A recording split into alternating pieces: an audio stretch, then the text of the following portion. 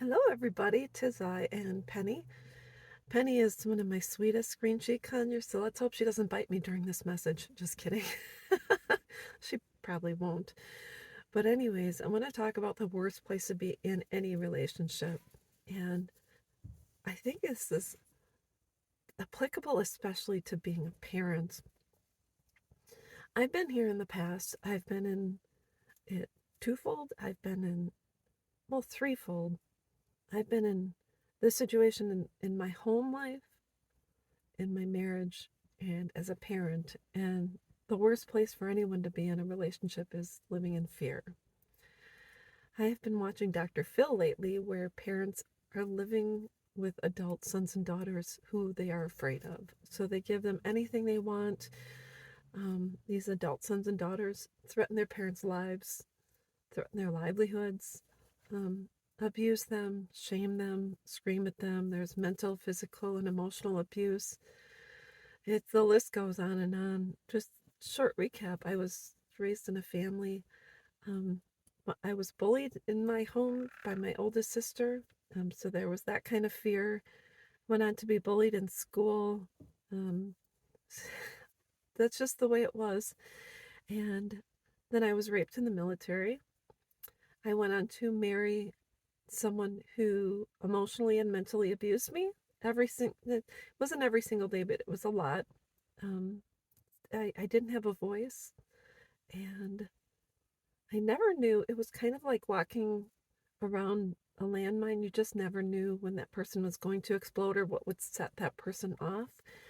And so I knew after 8.5 years, I kind of knew I had to make a change so that my daughters wouldn't go on to marry someone like their dad. And so then I lived in fear as a parent, thinking, gosh, I hope they don't leave. Not that they don't leave, but I didn't want them to go leave me and live with their dad. And there was just a lot of fear, but not to the point where they didn't have self control.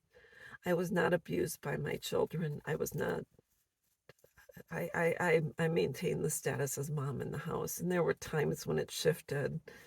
And I felt like I was kind of losing the upper hand, and then I'd have to get the upper hand back again. So I wasn't living in fear from my children. My children were not abusive. They didn't per se call me names or threaten me. They didn't get into trouble. But then they both did choose to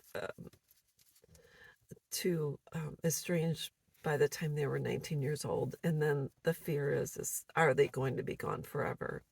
And they have been gone since that time, and it's been over 13 years. So it's just a matter of, it took a while for me to finally find my self-worth as an individual outside of just being a parent for all that time. So I just want to say that for anyone out there living in fear of their adult sons and daughters or fear in a relationship, know that there is hope. It is the scariest thing to break free from someone who is not kind.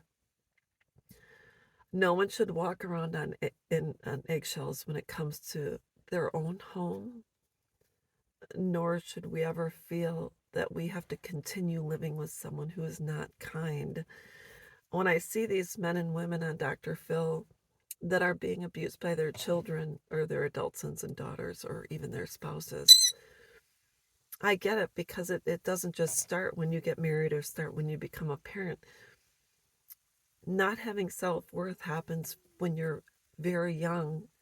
It could happen, like I said, in my home. It happened in my home. It could happen at school. It could happen when you get to high school. It's self-worth can be stripped in a short amount of time, depending on who we open up to and the people that we believe love us. If they don't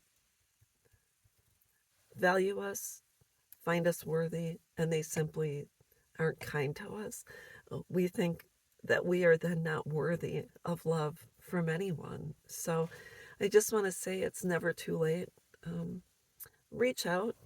first of all, you should disclose your situation or your concerns to a trusted person in your life, whether it's a friend or colleague, not necessarily colleague, but just try to confide in someone or go to your closest shelter, not go, either you can find a therapist.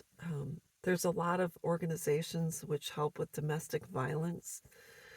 And so places like that can help you get back on track or get on track or actually point you in the right direction so you no longer have to continue living the way you've been living. So that's what I wanted to talk about. No one should live in fear. Unfortunately, that's what happens, but it doesn't have to continue. So I'll be back.